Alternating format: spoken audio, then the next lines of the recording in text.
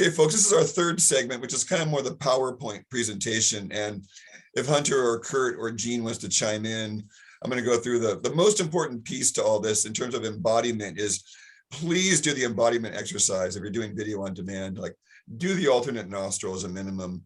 Like today, I was driving along and I was out of sorts. Jean and Bernie, they know I had to make a lot happen. There was a lot of pressure. So I'm driving down and I do 7 rounds of alternate nostril driving down Freedom Boulevard today. 7 full rounds, 4 count.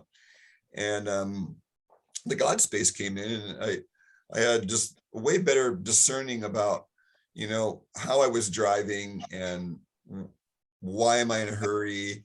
And because I had given my word I'd be somewhere by 2 o'clock, and I'm a full Irish Scottish. If I'm bound by my word, like it just eats away at me. So I called her, put myself off the hook. So I didn't have to hurry, but I was still finding myself in hurry mode, and it just re-regulated me. You know, so if you just do it and the grace comes in, please do it. If you get the prompt to do it and you do it, it's like pulling yourself out of the La Brea tar pits of delusion up into the light. It's what it feels like sometimes, like, oh, I feel so much better. You know, there's peace, joy, satisfaction, contentment back. Because in Taoism, there's a statement that just popped in, and it's an old statement. There's nothing worse to arise in our consciousness than discontentment. There's nothing worse than a discontented mood for no reason, right? I'm discontented. Kind of sucks. Dis, you know, means off, right? Dysregulated, discontent. You break apart that word to content, right? The content of my life is in disharmony, discontent. So we're here to look at a little bit of that. Our first class was about us. And so we'll do a little screen share here and just review real quick where we were in the first class and where we're going to go back to next week is this first class.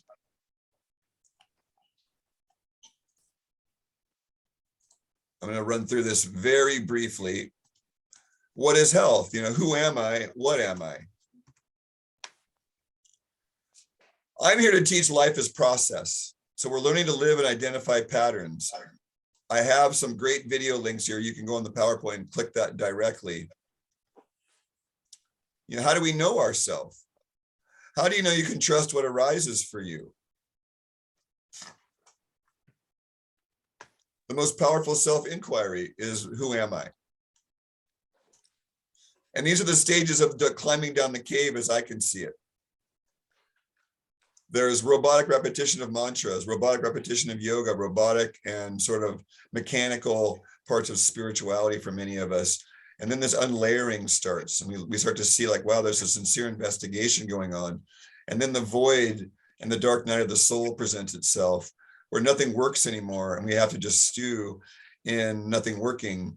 And then the phoenix, we sort of re-emerge from this death to see that it's all theater, and that we've been playing an unconscious role in our theater when we can actually direct our own script. And so one of the tools is this statement on the bottom right here: who would I be without that thought? Who would I be without that whatever, insert? And that's based on Byron Katie's work called The Work, actually. Meditative self-inquiry is a powerful practice just to inquire into the nature of our being. And when it's done right, there's no response in the mind. Like I used to say, who am I? And genuinely inquire, and there would just be total and utter silence, terrifying silence, because that was the response to who am I, is the silence in part. Terrifying for the ego though. Oh my God. The mind of nature. Nature has a consciousness. Part of the road signs of life. That's what natural laws are. The road signs of life. The microbiome. Kind of a laugh, you know, laugh out loud. This is all the PowerPoint from the first class. See, we're mostly bugs. You're the captain of the Earth suit. You're the captain of the bug ship. Then we self-examine. There's all these practical exercises we run through to examine ourselves. We study impeccability. This is all in the first class, is your integrity with your accountability. We can do a deep study on that. And so there's a lot more I could go into. I mean, it's all self-study, self-inventory, our mission, our purpose, what's driving us, what level are we living on, the me, the you, the us, or the them, all kinds of good stuff. How are you doing on the wheel of suffering? Do you know the 3 energetic breaths? What's free in terms of health? What are projections, transference, sharing energy, clean boundaries? What is all that? What's inside out thinking versus outside in thinking? What is the structure of how this whole thing works? And that's the first class. So we've been through that a little bit. Now there's the second class. Quick review. So we're going to go back to this. But see, in relationships, how to see. Are we really seeing what's outside of ourselves as it really is? Or are we inserting our own distortions? That's called discernment, right? When we don't insert our distortions and projections, we see things as they are. If we're in relationship with someone or something's potential, we're not in relationship with it as it is. And that's a key thing to look at in ourselves is, are women do this with men? Women take on men as rescue projects because they know his potential's good, but that's not relationship. Relationship is with them as they are now, in this moment, not who they could be, not who they should be, right? This is an important class in that sense, is learning how to see all this, see? Reflections, transferences, projections, judgments, how to look. We're going to learn how to look. There's an emotional scale. At the top is joy, empowerment, enthusiasm. At the bottom is despair, powerlessness, and all the tools to get from the bottom to the top. Having a beginner mind, there's all kinds of stuff to talk about there. We will move past that quickly. NLP, learning how to read ourselves and others. Back to this clean boundary thing again, I believe. So there's this whole blood sugar element and diet that we need to look at. There's our chooser. How well are we choosing? How well is our blood sugar? Are we in catabolic or anabolic too much? We really want to be in anabolic more and catabolic less. See? How's our link to our brain and our gut? See, choosing and not. There's the blood sugar element again. More blood sugar. Discerning diets. That's all kind of class 2. Learning about how to relate with food and relate with others. And then we just went through the third class today. So the core piece is this document, the personal law notice template. So that lives, if you're ever going to the dashboard, there's multiple ways to find it. The natural law dashboard, it's right there at the top of the dashboard. You just click that and it takes you right to it. You make a copy of it. You hit file, make a copy. Then you can save it on your own computer. Quite nice. If you have a Gmail account, you can put it in your Google Drive. These aren't large files, but you could save it on your computer easily. Or you could, there's other ways to get copies of this, but what I've done is I've made my copy and I'm on my third edit of it. So from the dashboard, you get access here. So one of the things that we uncover is how I did this version because it's a big period of stress. I just moved. So I go back through my values here and I put myself on the chopping block, so to speak. Let's do 125. So more than anything in my life, this is my way to establish, this is from The Sovereign's Way. Greg Paul gets full credit for this. This is The Sovereign's Way, Greg Paul, right here. This is the materials that debatably I can use. I need to get more clearance on that. I can't use the recordings he's made, but what a gift it was taking this course, the Sovereign's Way, with the Scottish guy, Greg Paul. So out of that, we made the personal law notice template. And then I made mine. So the things I want more than life are presence, community, and grace. Has that changed from July till now? Absolutely not. Because everything is sourced from now. Others show me myself in the mirror, and without grace, nothing works. That's my rationale for mine. You could have more than 3 there. If I had these things above, I would feel. See, so you're going through this internal investigation as you're answering the question. Well, I'd feel more connected. I would feel more love. I would feel more abundant. And this is the question I asked myself right here, this next one, when I was 15 years old. If money wasn't an issue, what would I be doing with my time? Surf. I love what I do. I don't need to change my job. Probably travel more, probably a little more plant medicine, but I'm pretty much living the life I want to live because I started doing this work 30, 35 years ago. Craig, So I'm pretty happy. Craig, sorry to interrupt. I'm 2 hours ahead. I have something I need to tend to here. I want to offer my blessings and thanks. Always great to be with you. And blessings to all. I hope I'll see you next week or soon. Excellent, Hunter. Look forward to seeing you next week. Okay. Good night, Thanks, Hunter. Bye now. Bye. Bless you. So this gets really juicy, and I think, what is it, 9 pages long. So what you start to do is then you go into the opposites where the triggers are. So if I can't have what I truly desire, then here's how I would feel. I'll be ostracized, bullied. I might feel left out. Now that has changed since July. So I'll change that, but I'm not sure what to put just yet. Here's my 10 most important standards or values I hold myself to. See, keeping my words top of the list, top of the frickin' list. Keeping my word. USM's ultimate success mantra out of the book, The Big Leap. MKP is the Mankind Project. So I have my mantras I say throughout the day. And speak only positive word doesn't happen all the time. I have Jean and Bernie as my witnesses, my constant companions, that, the feminine really does hold the divine masculine when it needs it. I mean, I was a mess today. I actually broke 2 pieces of glass bottle. It was just so much had to happen. And I just summoned so much energy to make it happen. And I wasn't speaking positive words, but this feminine was holding me so that I was able to move through what I needed to move through and get this done.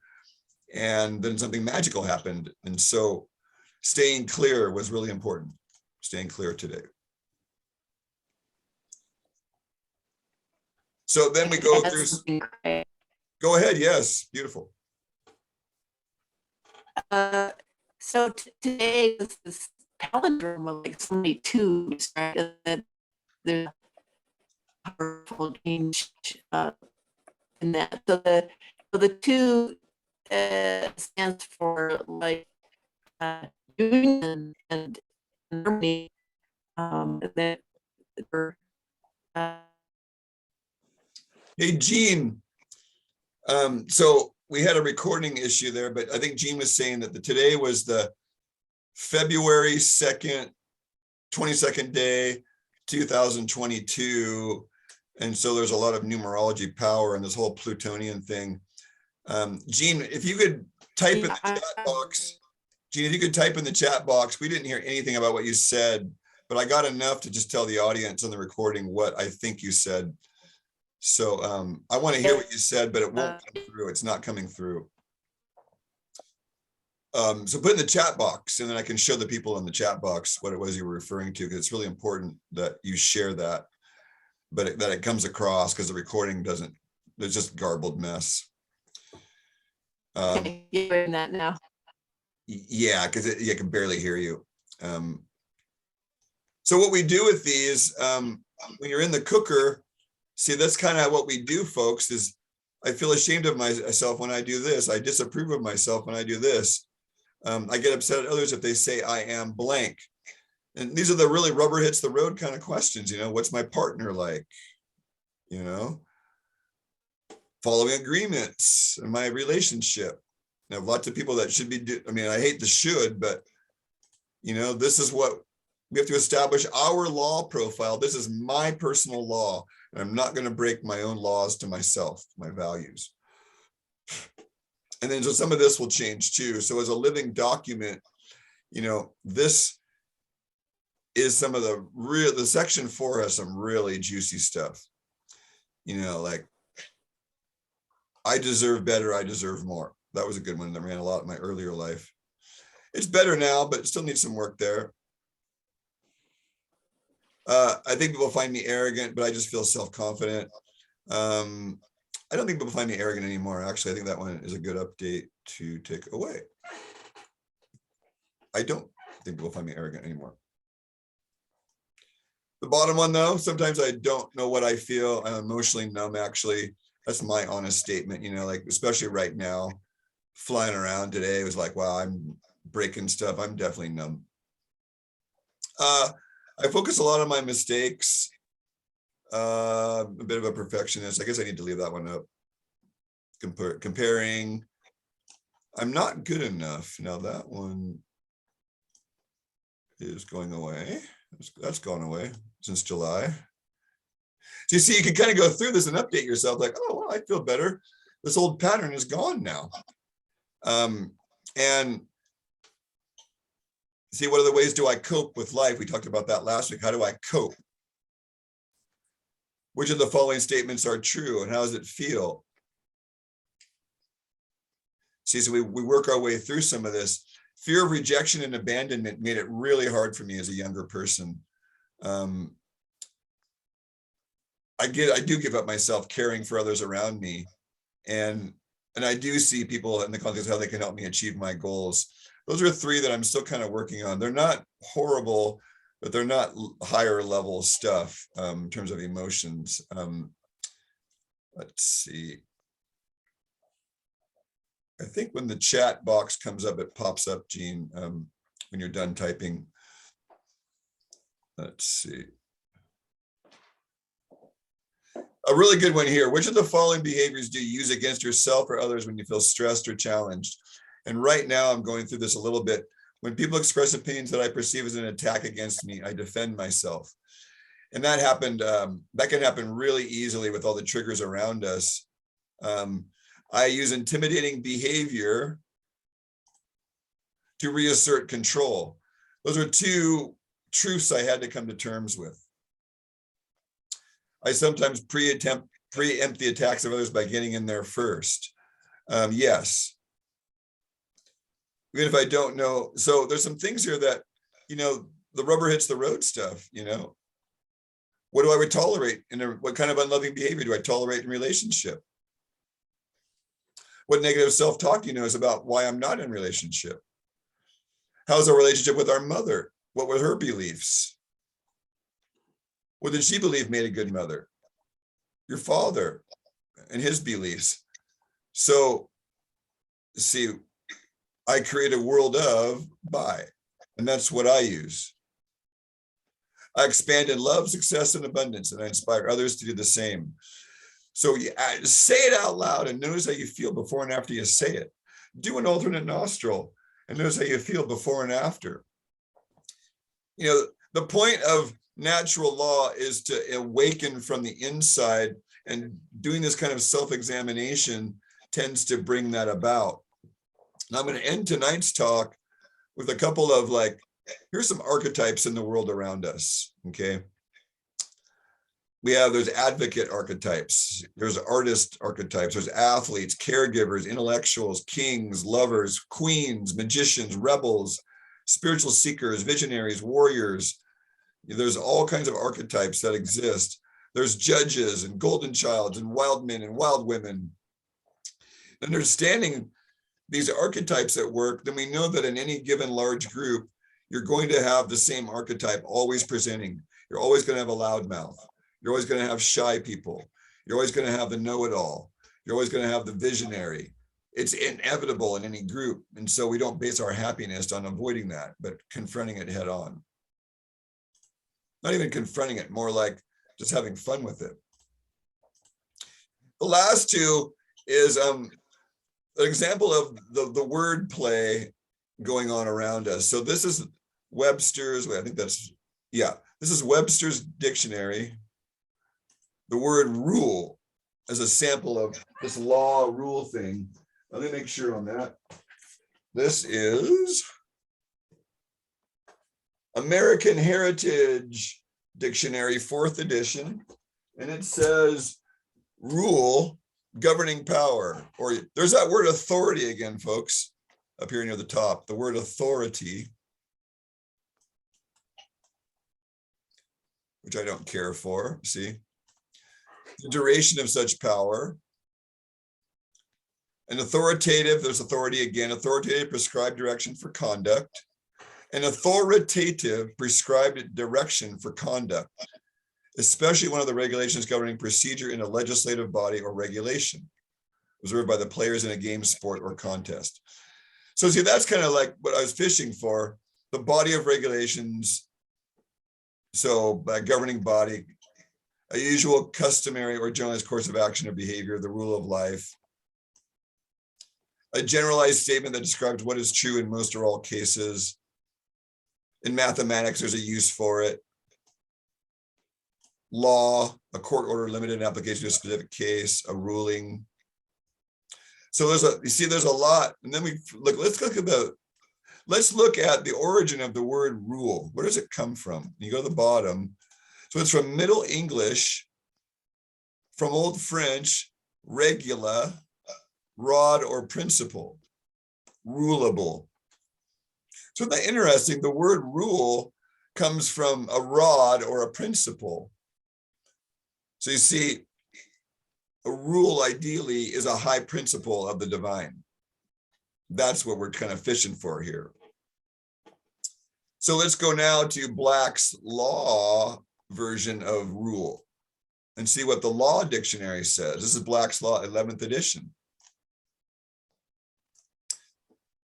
Rule, generally an established and authoritative standard or principle, a general norm mandating and guiding conduct or action in any given type of situation. That sounds kind of neutral. If a rule is to settle doubt and controversy, it cannot simply track the values of it is designated to promote. Instead, it must simplify moral and practical problems and translate disputed concepts into concrete terms. As a consequence, the rule will sometimes dictate a result that differs from what its motivating reasons require. We need an example of that. Maybe we can come up with one. The rule, no bears within 1,000 feet of a private residence, will prevent some bear lovers from rescuing circus animals or result in their punishment when the bear in question is unlikely to cause harm. So you see, very limited definition in the law world, the legal world, and we'll be talking about the difference between law and legal in the natural law course. So, I'd invite you all to start to look at, how we're interacting with the world, how we're interacting with ourselves. What kind of decisions are we making, from a more neutral place? How's our chooser? Do we even need to choose? Can we just follow the flow of life? There's all kinds of questions in natural law. And I believe that if we just focus on the essentials and ask for guidance and follow our guidance and eat well and eat close to nature and try to find ways to connect and empathize with others, then our lives becomes a lot more simple. I'm not gonna turn off the recording. I'm gonna turn off this, try and find the chat box here. I believe Jean, there it is. So Jean in the recording says today was 2/2/22. So 2 signifying joining, partnering, unions, but also polarity. And so that's kind of what I said earlier, Jean, on the recording, is that very thing was, plus there's the Pluto element, the underworld. And so, if you go to Jean Sibley on Facebook, she's shared this little piece, and you can probably look on the astrologers report, some of the more advanced astrologers. Mark Borax, we'll plug Mark Borax. He's got some good stuff about this. I think Risa probably does too. Risa's stars, I think. So, but you can go to Jean's Facebook page and she'll give you, there's some links on there, people that she follows. And let's see, we're still recording. Well, I guess Jean can't hear her really well. Jean, if you have a question, you can put it in the chat box before we end this. And Kurt, if you want it on the recording, I already said Jean's going to be leading a chooser workshop, and Jean might be a natural law facilitator if this group gets bigger than 8 to 10, which we expect this to happen by the end of the year, by the summer, to have another round or cycle and have someone else leading it. So I don't see Kurt anywhere there. So I believe, Kurt, anything you want to ask before the recording's off? Questions, comments? No, all good. Okay. Then I'm going to turn off the